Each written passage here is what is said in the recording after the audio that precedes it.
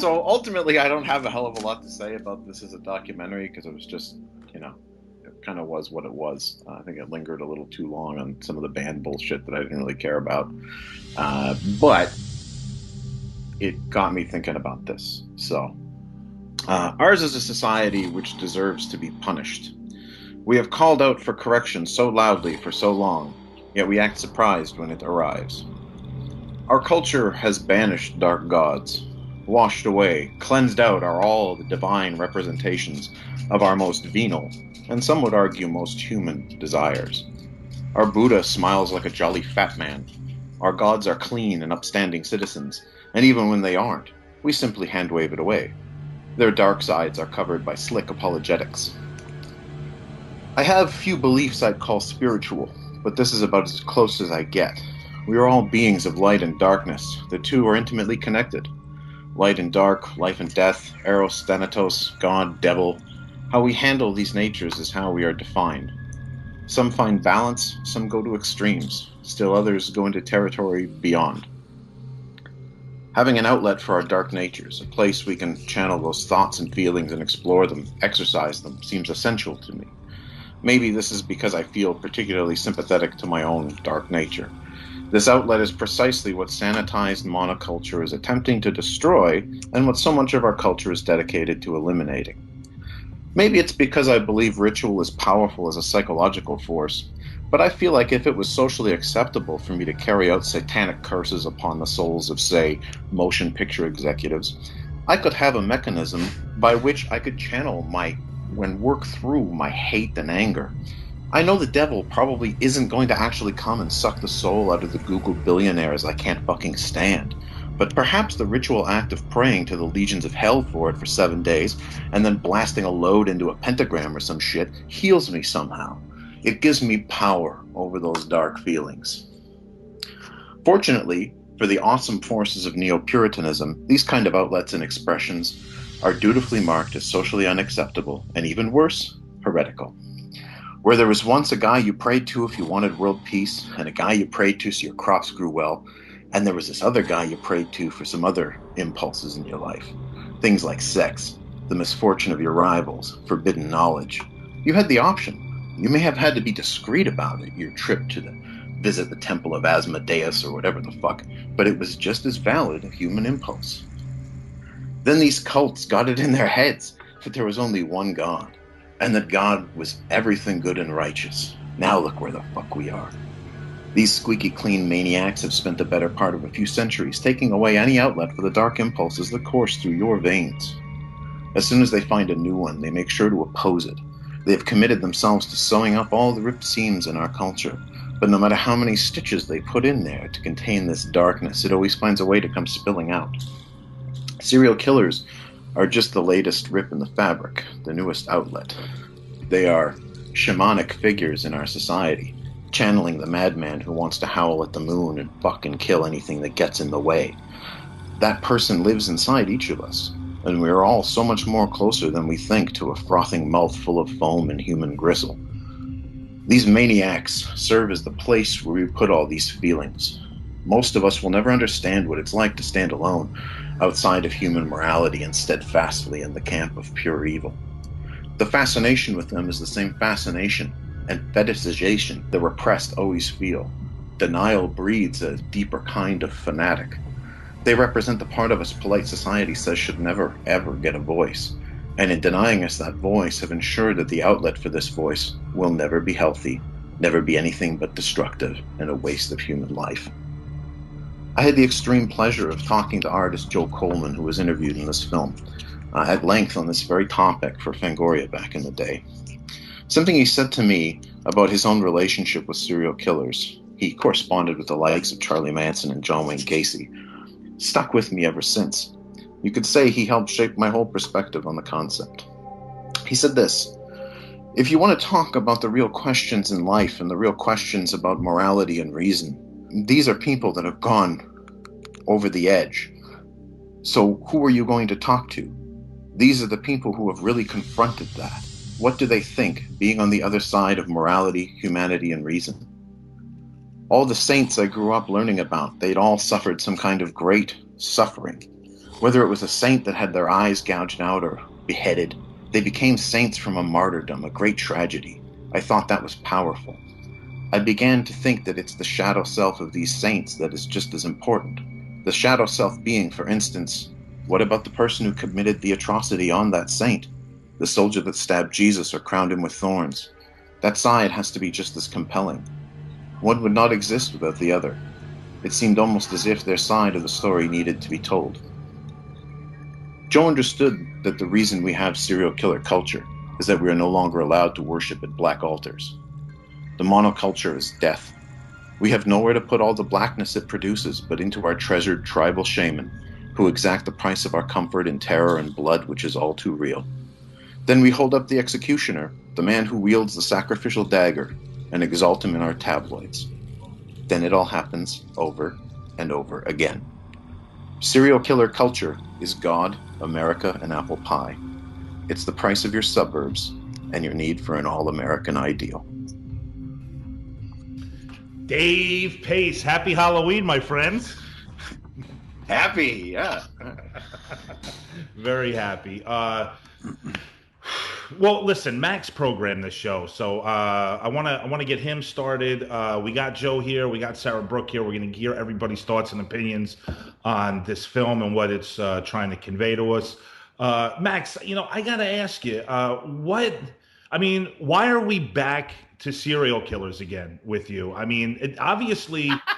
Why not? I mean, we did it last year on Joe. Check this out because this is really interesting because I thought about this a lot. Well, we were texting about. Well, you and I did have a couple of words about it, but we had Max last Halloween. Listen. First of all, Max programs every Halloween episode. I mean, that's what we're doing. That's how it's going to be for however long this lasts. Last year he does. What did he do, Joe? Charles Manson. Charles Manson. We did Henry Lee Lucas. And then the documentary about the guy who killed those three. The West Memphis Three. We did that. Yeah. So he gave us a documentary and then two movies here. So this year he comes back with more serial killers, but also in between, Joe, over the summer when we take a break, he programmed a mini episode. About a serial killer. Another serial killer. What a surprise!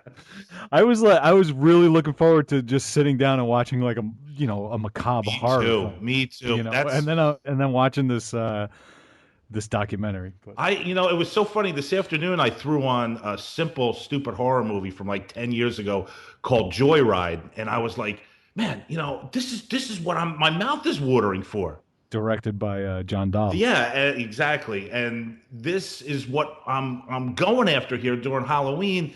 And he is just giving us some different kind of stuff. And I got to tell you, I'm laughing at all three of these movies. I found them to be more comedic than horrifying. Well, this one, oh man, I don't know. We're having.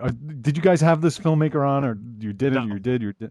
Okay, no. Yeah, this one unintentionally funny, I think, in a lot of ways. Unintentionally funny. Yeah, I kind of felt like I that. hear you.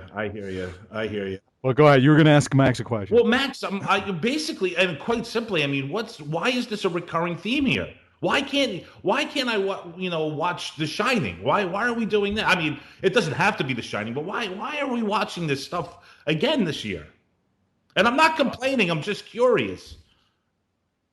Halloween's coming, Halloween's coming, skeletons will be after you, witches, cats, and big black bats, ghosts and goblins too. He's so excited. No.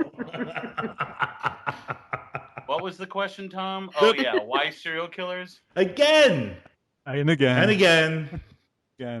listen, I'm reading a book right now called Charles Manson Behind Bars, and it's written by a dude named Willie Boxcar Menza.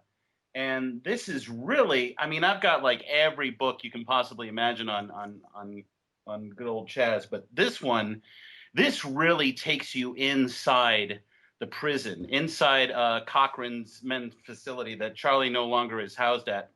But this is this is a subculture. This is a world that's going on, and this is where I'm currently at in the state of horror. Because I got to tell you something. I love the strain. Last night's Walking Dead I thought was the best Walking Dead I've seen since the beginning of that show. And I'm so lukewarm about The Walking Dead. There was so much tension and urgency and scares, and I really felt my heart racing again.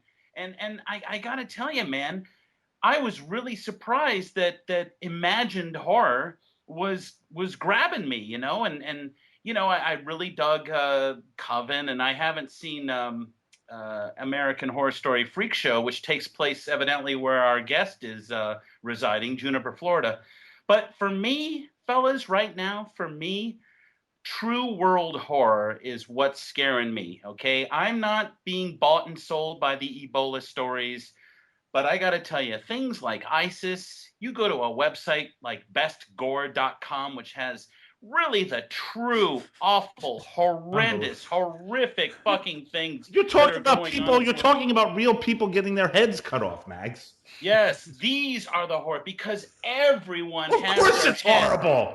Everyone has their head so far up their shitholes and thinking that they're watching these different news outlets and thinking they're getting the news. No one's getting the news, man. I had no idea Brazil was such a fucked up country. I thought Brazil was a beautiful country, and I'm sure it is in parts, but people are doing terrible things to each other, Tom.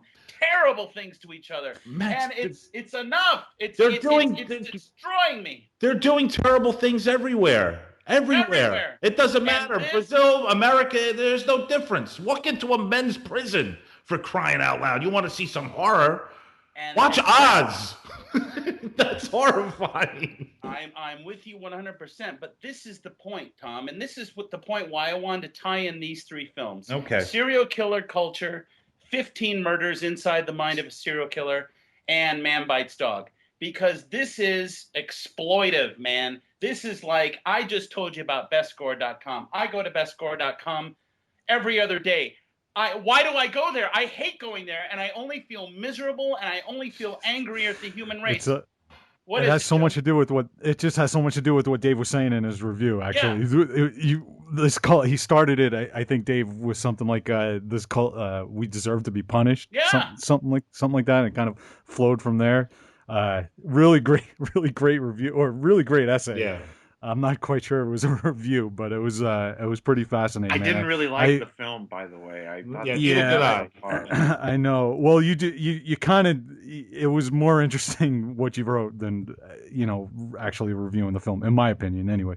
But yeah, man, I mean, I think that what the question that Tom asked Max, and it's all tied up with what Dave was saying. I think in that there's, we're equal parts dark side and ugliness and, impulses that we've repressed.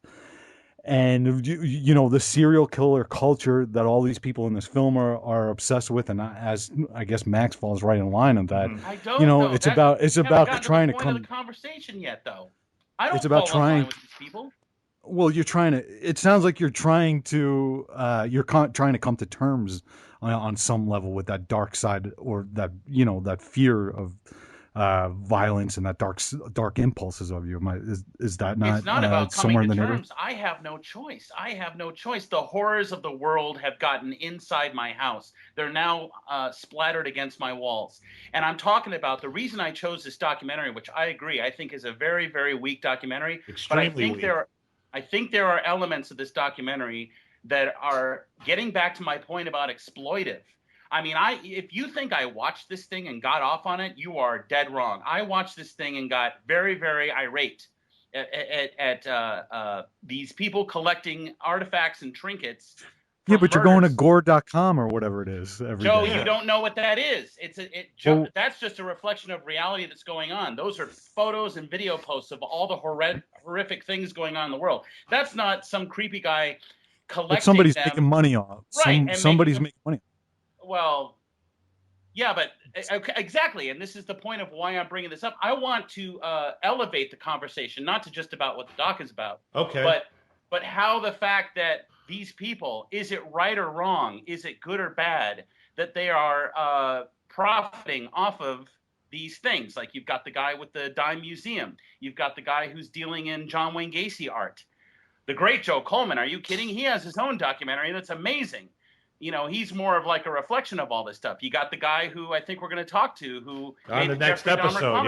Yeah. Okay, well, you're talking about exploitation, which is definitely tied into Man Bites Dog as well. But just that you're obviously a participant in this exploitation if you're going to that website every day. So even though I mean, it's true because you're right. You have a point, Joe. You know that website is existing because somebody's selling ads on it. So you're an active participant in the exploitation. Right. Even though I'm not clicking the ads, I'm an active. Right. So why? But I feel a struggle with that. I feel a struggle with the fact that I keep looking at this stuff. Why do I keep looking at these bad accident photos? Why do I keep looking at the real life guy with the squished head with the eyeball popping out?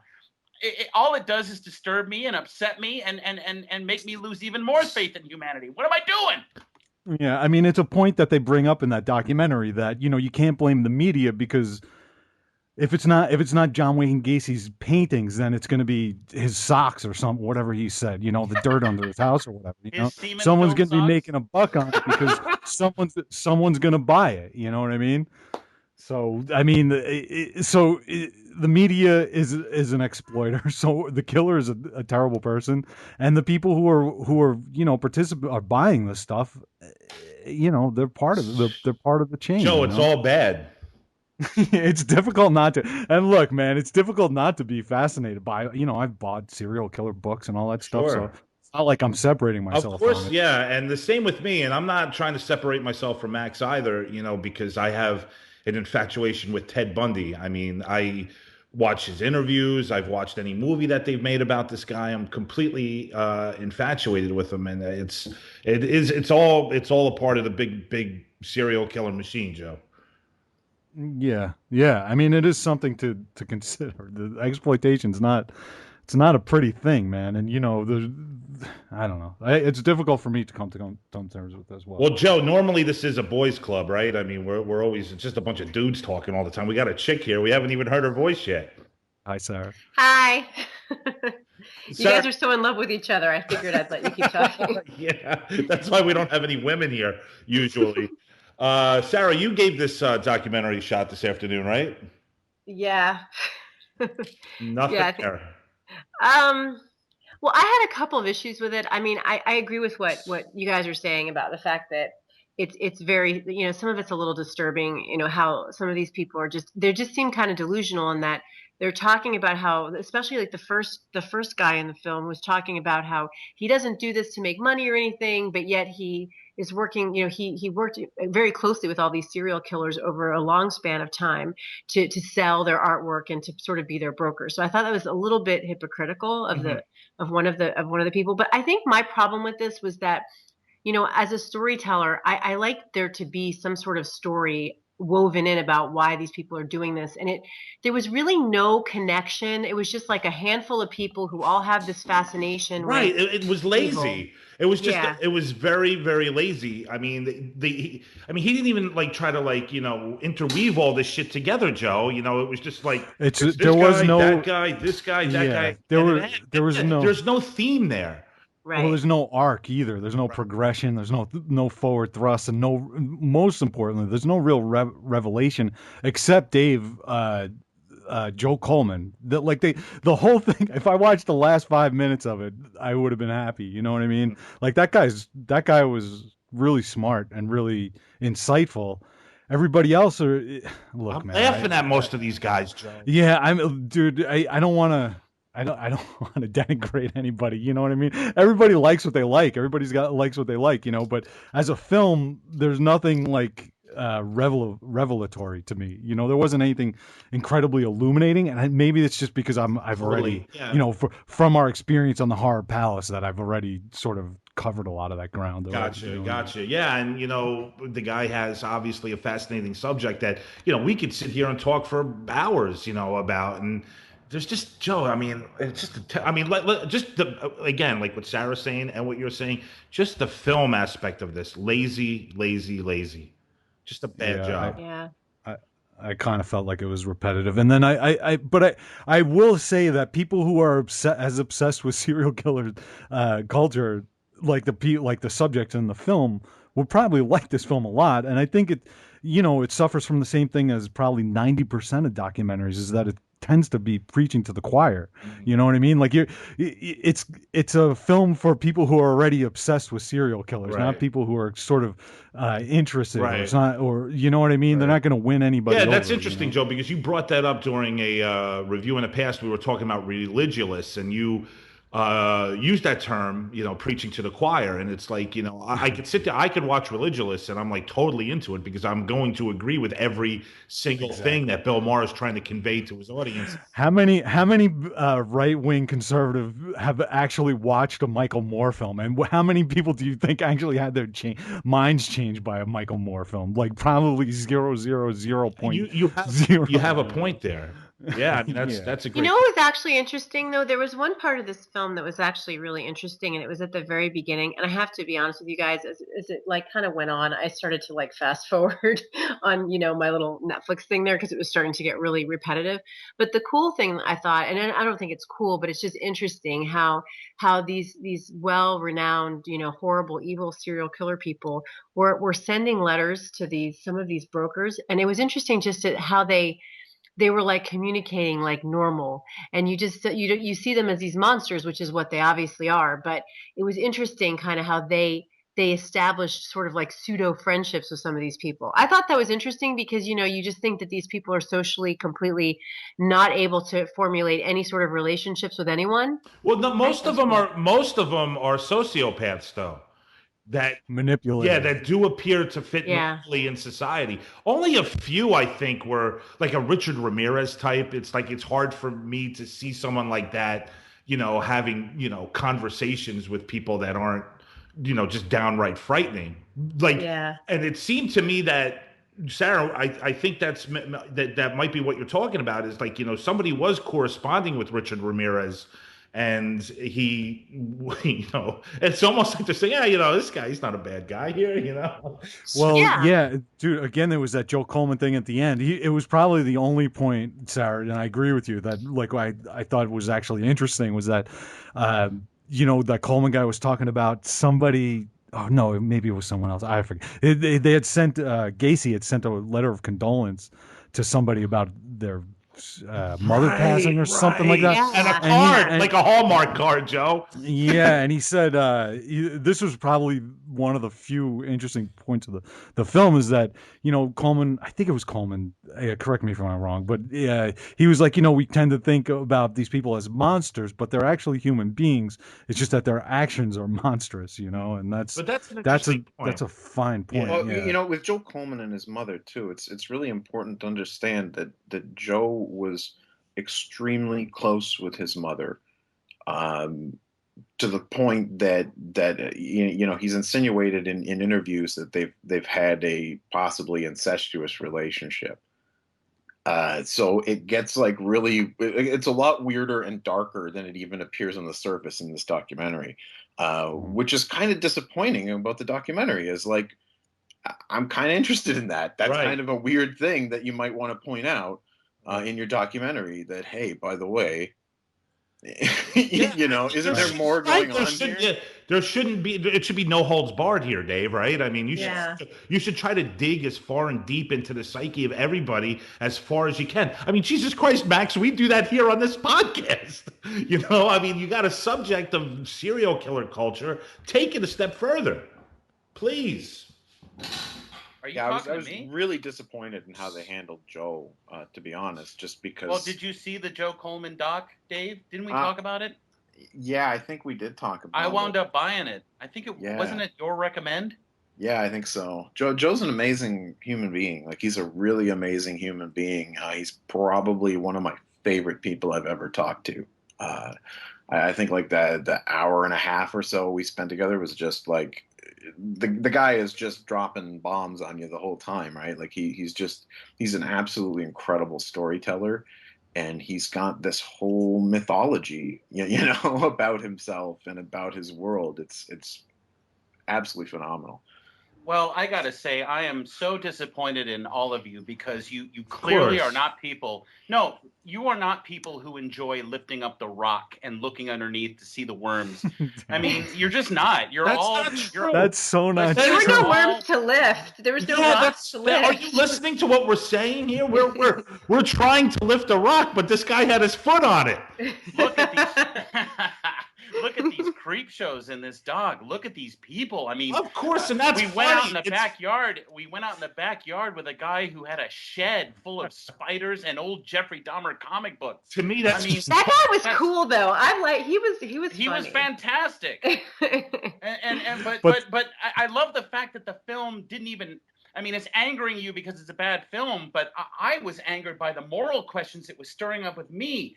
Is it right for a guy to make a buck off Gacy? Probably not. But what's the difference between that and someone personally connected to the crimes who writes a book and it becomes a bestseller?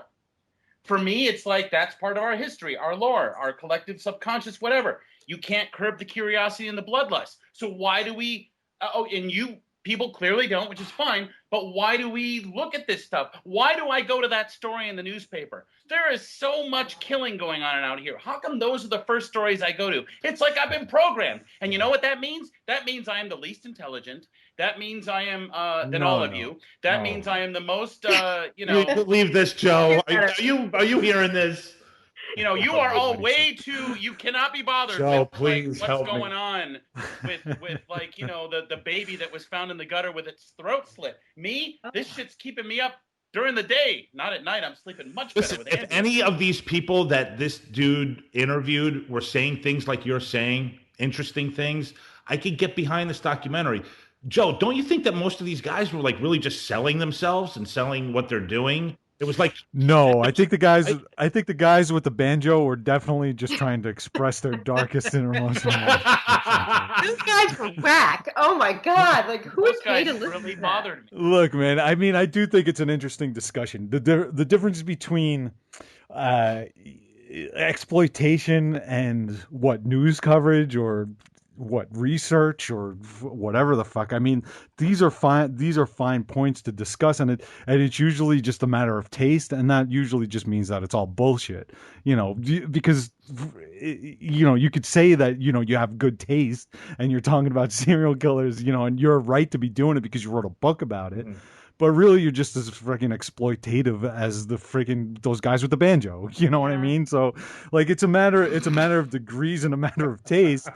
I mean, is exploitation? You know, it is a fascinating topic of discussion. But Joe they is going to didn't really- bypass the dime museum and go to the library. Me, I'm Well, gonna, no, I mean, no, I I'm mean going to that's be not pulling true. your proverbial arm, Joe. Let's go into the dime museum. Let's go see Okay, the so baby you in the you bottle. need to draw. So this is where the discussion starts. So you have to draw the line somewhere, right? When I was okay, let me see if you would draw this line. When I was 18 years old, I found myself in a friggin' apartment or somebody. A long fucking story. Anyway, it turns on a fucking snuff film in front of me where they have this woman. Oh my god! Yeah, it was fucking terrible, right? So like at some point you got to draw the line, right? Joe, was it Billy? No, I didn't know. Was it a real snuff film, Joe? It seemed real to me, man. Like it would. It seemed. Joe was really watching 8mm. No, it seemed, dude. It was like unnerved. Like the guy was. Dude was creepy, man, and it was like it was all in Japanese, and they just abducted this woman, and you just see they give her this friggin' enema and put her on a tree and spin her around and then release the enema, and it's just the most disgusting exploitive thing. I was like, dude. Yeah, yeah. Oh, by the way, so where do you draw the line? So at that point, I drew. That really informed me on what I was willing. Joe, that like was it made a me bunch think of about. weird Japanese performance artists, and they sent that file to America under the auspice that it was. Well, it was before files. It was on VHS. What's that shit, Max? That Ralph Cifaretto was always watching, the Faces of Death. Yeah, Faces of Death, Traces of Death. I went through that whole phase in Seattle. Listen, you'll love this story, guys. You'll love this story. So I used to run a video store in Seattle, right on Lake Washington, okay? And my boss was the sweetest, most innocent, most unassuming little old lady. She didn't know. She didn't know. My corrupt, dark ass comes in, and I'm like, Karen, you've got to.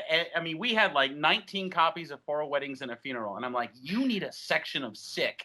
And I became the John Waters of that story, you know, curating just this Ed Wood movies and Traces of Death. And I made her buy all of these things. And I guaranteed her that this stuff would rent.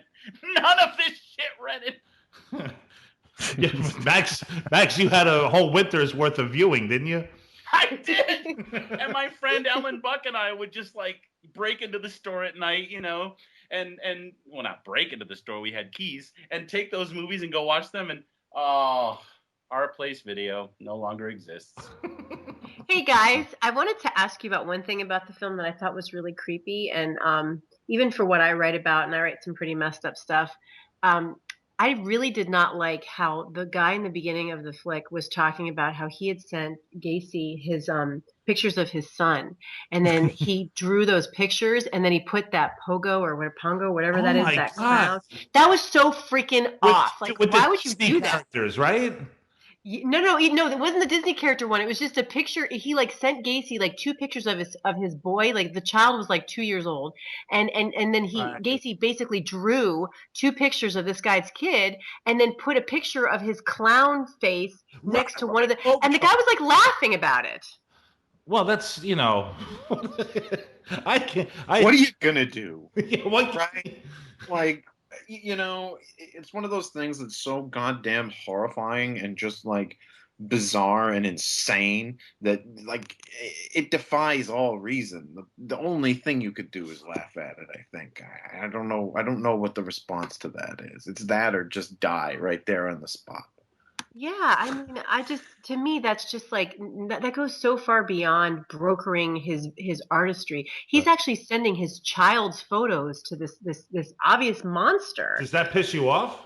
It does because that's very exploitative of like a child who has no say whether or not his photograph is going to like a serial killer. I mean, and I'm sure that the guy wasn't intending to do anything malicious or bad. It just struck me as like not the right thing to do. And to have any photo of any child that you know or your own kid, God forbid, in the hands of a serial killer is just, to me, it just seems like it kind of goes over the line. Maybe I'm just being sensitive about it, but it seemed wacky to me.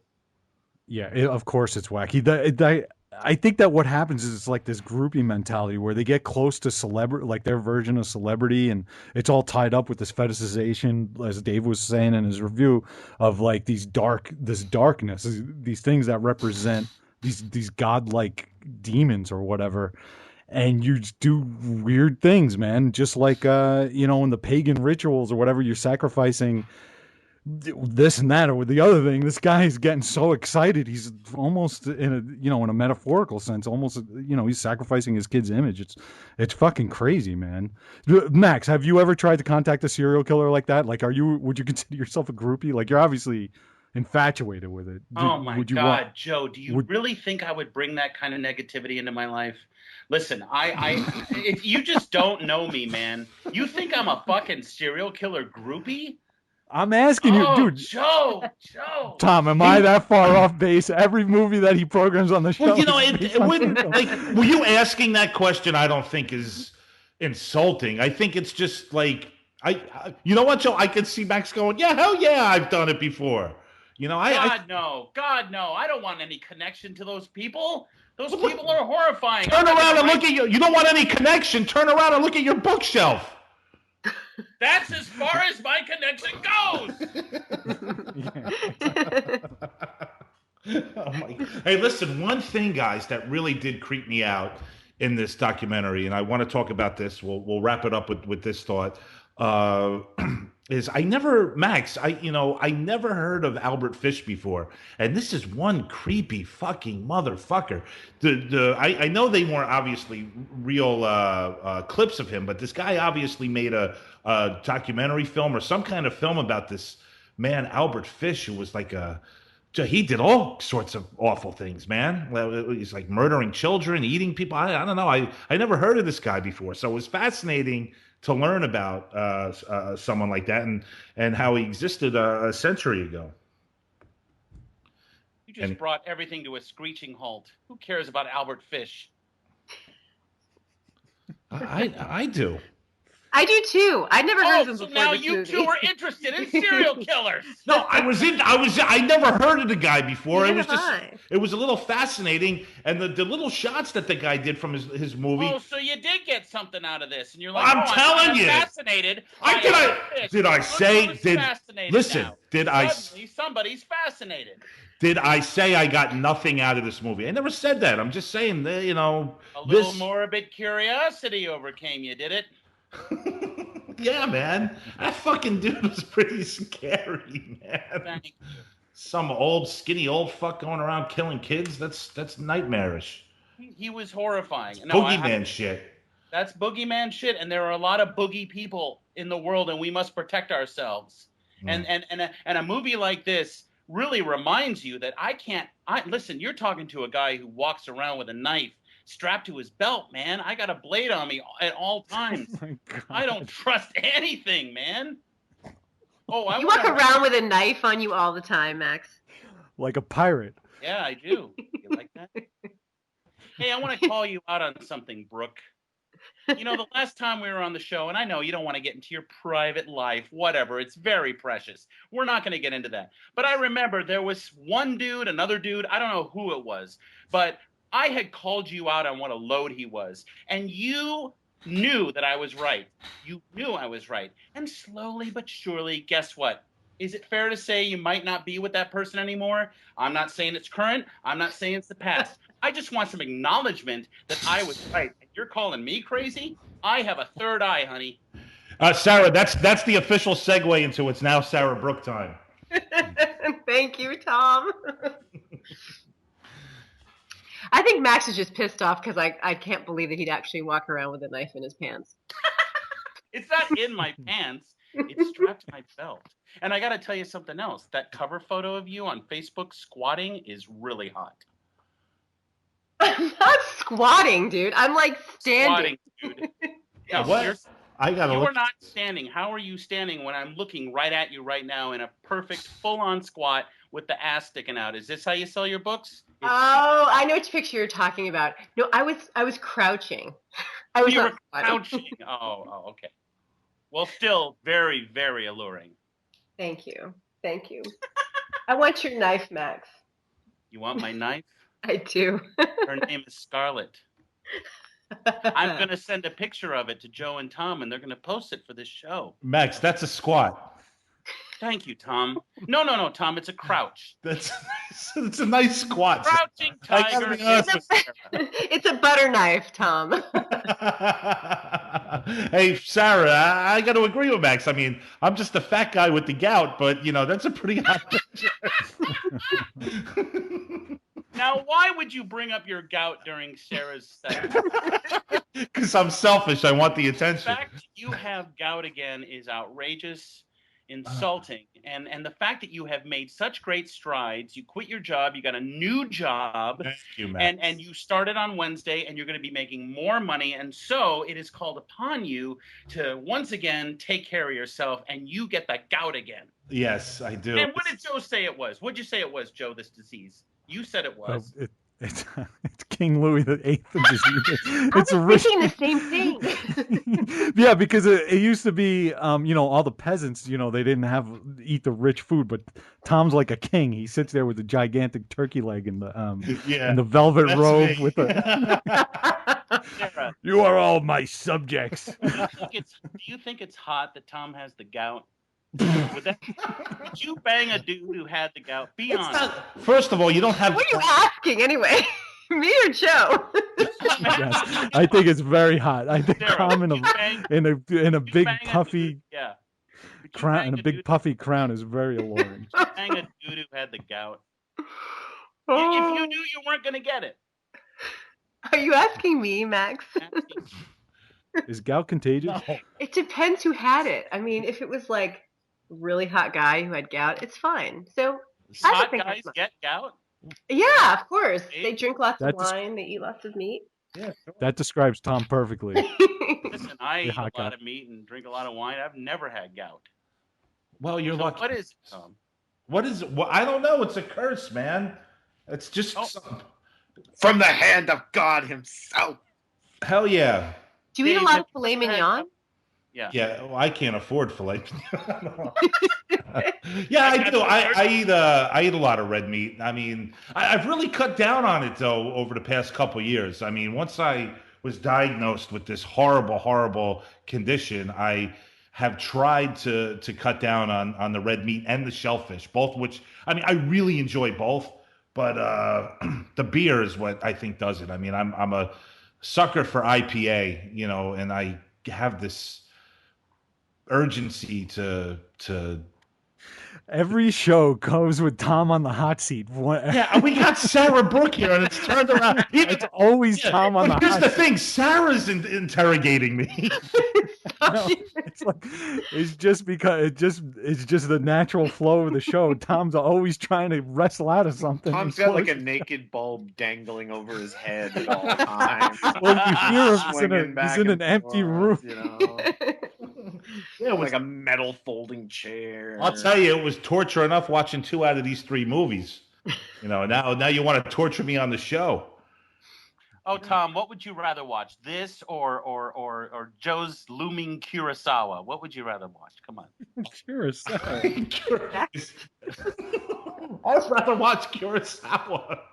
Would you rather watch this, Tom, or what's that movie that starts with an A, Joe? You guys did it on your costume drama. Oh, I would rather watch these 3 movies than Anna Karenina. Okay, thank you. Yeah, Thank you. without a doubt. Well, I didn't think- Anaconda? No, Anna Karenina. Sarah is so into anacondas and knives and pants right now. It's awesome. Now, darling, when Anna you're doing Karenina that don't hot want squat, none unless you got buns, hon.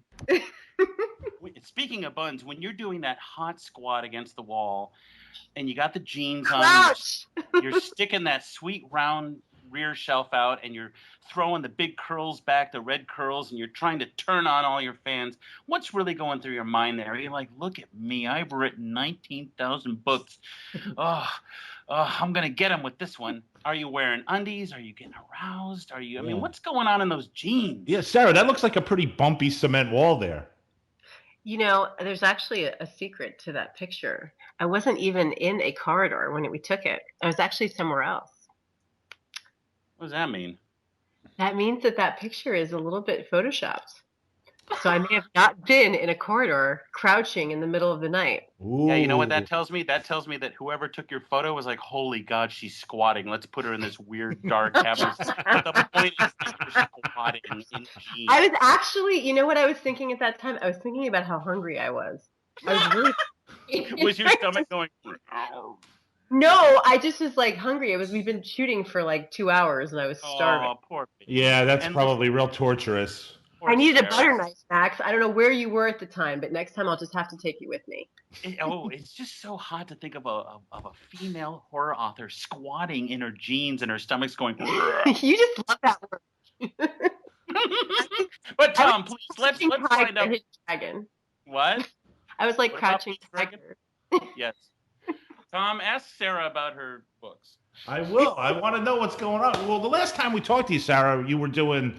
I think you had Cursed Casino was coming out or was just about out. I think if I remember correctly. I mean, so it's been a while. I mean, we haven't had you on in a little over a year. I mean, tell us what's been going on with you, man, because we're all sitting here waiting for Max to shut up so we can hear what the hell you're up to.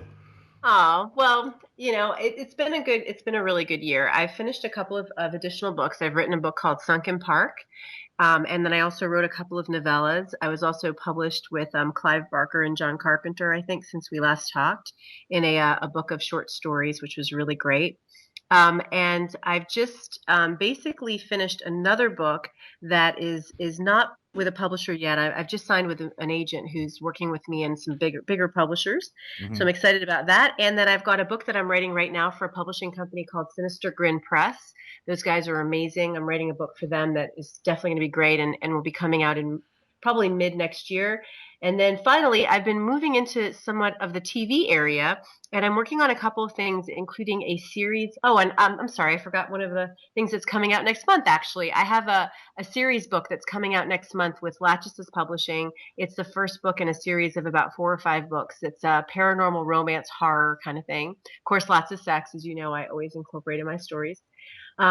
Sex and death, right, Sarah? I mean, this is Sex and horror. I've been called horror. erotica by some of the reviewers. You said you published a short story in the book alongside Clive Barker and John Carpenter. Who are those guys? Oh, I don't know. It's interesting because That's most pretty people. good company. Yeah, and a lot of people think that John Carpenter is only a director, and he obviously came out with Halloween and all of those great movies, but he's actually a really good writer as well. And so to be in an anthology with those two gentlemen is such an honor, given how experienced they are and how long they've been working on their craft. Of So course. that was really exciting, and my story with them was called Famine, and it's about cannibalism actually. So kind of an interesting short story. But yeah, so the book world is going great. Like I said, I'm finishing up a book for a publishing company next year called Sinister Grin, and another book that's coming out next month. And then on the TV side, I'm actually working on a couple of things. I can't really talk too much about them, but I am working on a paranormal show with a celebrity who I cannot name, but it will be where we're basically investigating haunted places together. Okay. On cable. And then I just signed on, and I can share this. I signed on with the former president of HBO programming to work on a series for TV for the series of books that are coming out next month for me. So hopefully we'll be able to get that on the air soon, and it's very exciting. So lots of stuff going on. Well, Sarah, it sounds like you're real busy. Can you please repeat all that, because I didn't get all of it? Can I ask a question, Tom? Absolutely. Yes, Max. Carte blanche, Max. Carte blanche. So, Sarah, why bring up, it's me and a celebrity in a show, but I can't talk about it? Why? Is that a social media trick? Like, why even say it if you're not ready to talk about it? I'm actually, and I'll answer it really seriously, even though I know you're a huge pain in the ass, and you'll probably keep asking me the same question over and over again. But the truth is that I'm really excited about this show because I do believe in the paranormals. We've talked about on prior shows together when we had the pleasure of being on the radio together for 3 hours at a time. And those are the days. it was fantastic. But I'm really excited about that reality show because I do believe in the paranormal, and I put together a documentary that was a hell of a lot better than what we just watched recently. I really did discover that there is more than meets the eye. So I believe you, and I would watch that. It's funny about you, and I've always, clearly you don't look at my shit on Facebook, but I always see your shit on Facebook, and I always appreciate the fact that you're always creating, and and I'm not saying you come off as conceited or anything, but you do have a confidence, and you do believe in yourself, and I think, Sarah, that is a really, really important quality, and I think if there's anything we can instill in our friend Tom Detloff is a sense of confidence. Even though he's a guy with the gout about to start a new job. Get back in the hot seat, Tom. You thought you were done. Sit What the hell down. is going on here? Turn the light on. Yeah. What advice, even for the aspiring anyone, someone who wants to write, how do you get that confidence, even for myself and Sarah? And I've had a lot of success in my own right, but I can't feel good about it yet. How do you achieve that level of belief in yourself, confidence, and fortitude? I don't. I think it's really important to not look at everybody else and see what everyone else is doing, because I think you can really become very disgruntled and lose your morale if you look at people who are very successful and you're not where you want to be yet. I try literally I really don't stay on Facebook very often, and I try to just kind of focus on what my dreams are, what my goals are, and just move forward. And I've had shitty reviews. I've had people say that I can't write. I've had people say, well, you're just a hot piece of ass and you don't know what you're doing. I mean, I've heard it all, particularly being in the horror genre and being a woman. It's very, very difficult to get the respect. But you know what? I don't really do it for the people. I mean, everybody has a right to have an opinion. I never get upset with it. the people who like my stuff and who say stuff like, "Oh, I'm on Sara Brooke withdrawal because she hasn't had a book out in the past 6 months," or guys who like will email me regularly, like different people who read my books and they're like, "You rocked, I loved it, it was so twisted, I couldn't believe that could come out of you," kind of thing. That's what jazzes me. So I don't think you should look at what other people are doing. Or, just have your own goals. Yeah. Focus on the positive. Yeah. So would you say that to Tom? Would you say, don't look at what other people are doing, just focus on your... Max, you are a bastard. He's brilliant.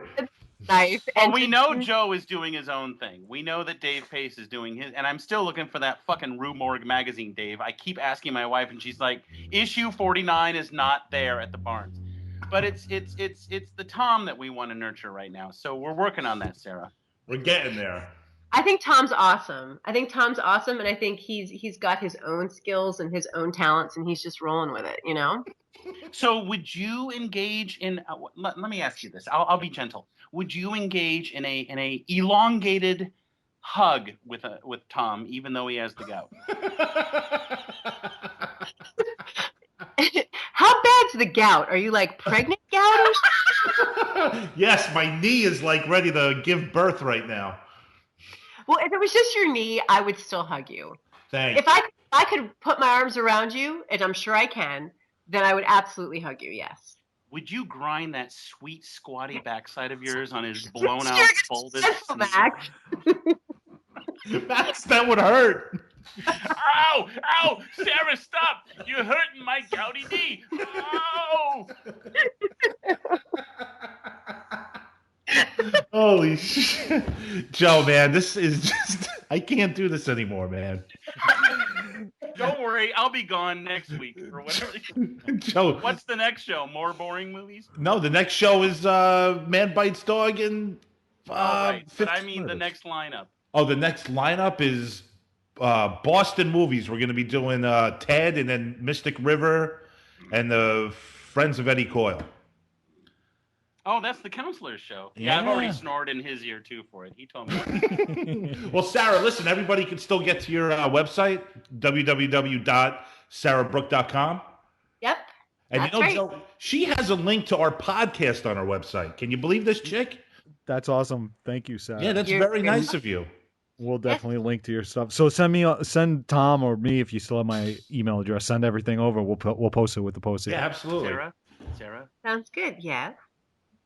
Do you, as a woman, your skin is so soft, and you've got that beautiful mane of red curls, do you just the sort Cutting Room Movie Podcast is edited by Jesus Christ, Tom, come on. In a satin purple robe that kind of slips, it keeps slipping off your shoulder because your skin is so soft.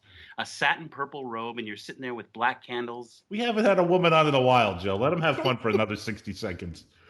All right. And you know what I think, your shaved legs. I think you've been fantasizing about me since the last time I was on the show. And now you're just getting it all out. It's like you're purging it.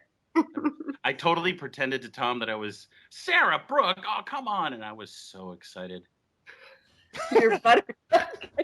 Yeah, thanks, Mags. Hey, listen, Sarah. Dave's sleeping. Dave's sleeping. Said a word in an hour. Dave hasn't said anything since his review. Dave, come on! I need you to back me up here. No, I'm sitting the sexual assault hour out. I'm good. That's a good idea. Sarah, thanks so much for coming on again. We'll definitely have you back on soon. It was lovely to talk to you. Thanks for watching the movie. Thanks for talking about the movie. You were so awesome. We're going to stay in touch. We're going to post your stuff on our website. And everyone go to www.sarabrooke.com. Check out her wonderful work. It's awesome. Guys, the Cutting Room Movie Podcast is brought to you by Christiana Productions and New Media Limited. The show is edited and co-produced by Joseph Schreck and produced by Thomas Detloff and Joe Christiana. You can like us on Facebook at the Cutting Room Movie Podcast and follow me on Twitter, Thomas Detloff, at TCRM Podcast. You could also check out Joe's film work at ChristianaProductions.com. And Max Cook has a new blog out there. It's totally amazing. MaxCookUncorked.com. Go over there and check that stuff out. And you could also check out Max and Adam's Bowler Hat Productions for old time's sake and their Mimosa podcast show at MaxCookandtheCounselor.com. Dave Pace is now a contributing writer at Rue Morgue magazine. Look for his work over there and check out his blog on horror media politics, La Politique, Psychotronique, at psychotronique.anidealforliving.com. That is a mouthful. Music from the Cutting Room is done by the Zillatones. Check them out at www.thezillatones.com or search for the Zillatones at reverbnation.com. We will be back next week, and we're going to continue our discussion on horror and serial killers, and we're going to have a lot of fun. We're doing Man Bites Dog and 15 Murders. Until then, we are over, and we are out.